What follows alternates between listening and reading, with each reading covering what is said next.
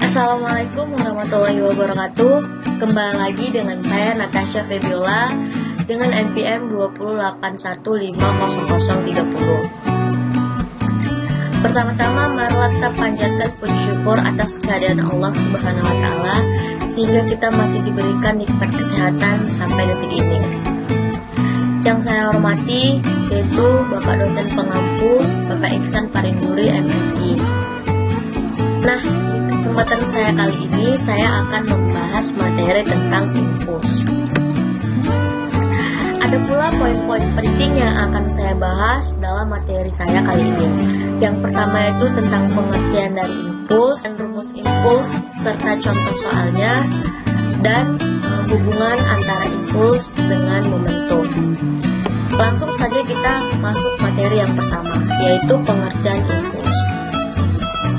Pengertian dari impuls ialah sebuah peristiwa gaya yang bekerja pada benda dalam waktu yang hanya sesaat, atau sebuah peristiwa bekerjanya gaya dalam waktu yang sangat singkat. Lalu untuk membuat sebuah benda yang diam menjadi bergerak, maka diperlukannya sebuah gaya yang bekerja pada benda tersebut selama interval waktu tertentu. Nah, gaya yang diperlukan untuk membuat sebuah benda tersebut bergerak dalam interval waktu tertentu, maka itu disebut dengan impuls. Dan pengertian lain dari impuls ialah sebuah besaran dari hasil kali antara gaya atau vektor dengan selang waktu gaya tersebut bekerja atau skalar. Jadi, singkatnya impuls berkaitan erat dengan arah. Kemudian kita masuk materi yang kedua, yaitu rumus impuls. Impuls juga digunakan untuk menambah, mengurangi, dan mengubah arah momentum dalam satuan waktu. Impuls juga dirumuskan sebagai hasil perkalian gaya dengan interval waktu. Secara matematis, rumus dari impuls dituliskan seperti berikut ini. I sama dengan F dikali delta T. Dengan keterangan F yaitu gaya impuls, kemudian delta T yaitu perubahan waktu, dan I itu sendiri yang impuls. Nah, apa sih hubungan antara impuls dengan momentum, gitu kan? Hubungan antara impuls dengan momentum itu sendiri dapat kita lihat yang dimana hukum Newton mengatakan bahwa gaya yang bekerja pada sebuah benda akan sama dengan perkalian massa dan percepatannya. Dengan adanya perintah tersebut, maka akan didapatkan sebuah rumus seperti berikut ini. F sama dengan M dikali A.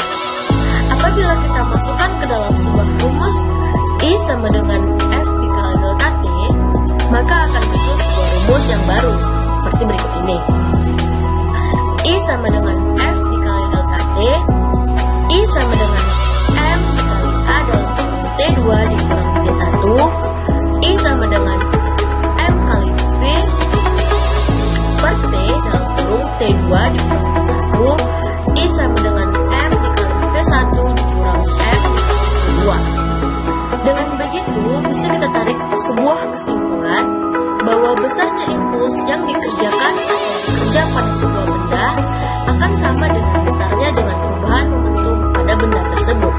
Namun, jika tidak ada gaya luar yang mempengaruhi bendanya, maka jumlah momentum akan tetap sama sebab jumlah momentum awal dan jumlah momentum akhir akan sama.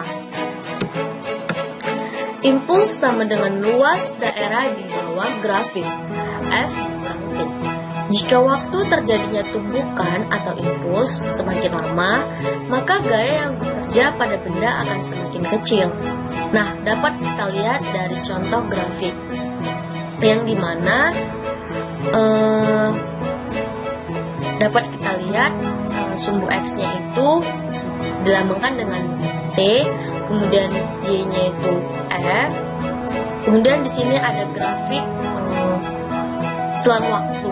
Itu antara dari kontak terjadi, kemudian titik maksimum dan kontak berakhir.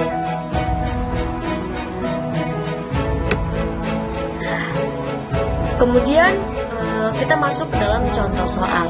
Di sini contoh soal yang saya ambil yang pertama itu, sebuah bola pingpong bermassa 0,1 kg dipukul hingga melejit dengan kecepatan 50 m/s meninggalkan pemukulnya.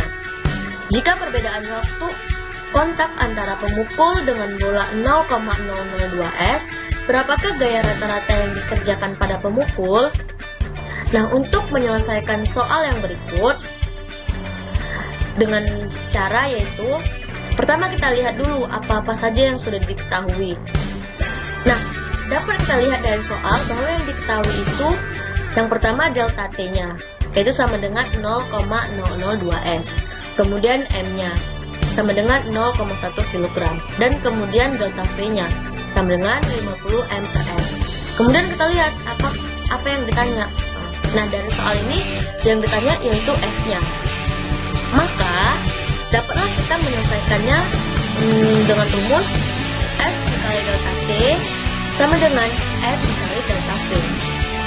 Kemudian kita masukkan angkanya, F dikali 0,002 sama dengan 0,1 dikali 50. Kemudian F sama dengan 5 per 0,002. Dari mana itu 5? 0,1 dikali 50 kan hasilnya 5. Maka kita pindahkan, maka jadilah dia F sama dengan 5 per 0,002. Maka dapat di sini hasilnya F sama dengan 2500 F. Maka gaya rata-rata yang dikerjakan pada pemukul sebesar 2500 Newton. Kemudian kita masuk ke contoh kedua. Sebuah bola basket bermassa 0,5 kg dilempar ke keranjang dengan kecepatan 5 m/s. Bola bersentuhan dengan keranjang selama 0,001 s dan memantul dengan kecepatan 10 m/s. Berapakah gaya rata-rata yang dialami bola tersebut? Sama seperti soal yang pertama. Yang pertama itu kita lihat dulu apa-apa saja sih yang diketahui. Yang pertama itu M-nya sama dengan 0,5 kg. Kemudian V1-nya sama dengan 5 m/s. Kemudian V2-nya sama dengan 10 m/s. Dan delta T-nya sama dengan 0,001 s. Sama dengan soal yang pertama, soal yang kedua ini yang ditanya yaitu F-nya. Maka penyelesaiannya F sama dengan M dalam kurung V2 dikurang V1 per delta T. Kemudian masukkan saja langsung angkanya. F sama dengan 0,5 dalam kurung 10 dikurang 5 per 0,001. Nah, di sini dalam kurung itu menyatakan perkalian. Maka F sama dengan 0,5 dikali 5 per 0,001. Maka F 2,5 per 0,01. Maka di sini hasilnya F sama dengan 2,499 F.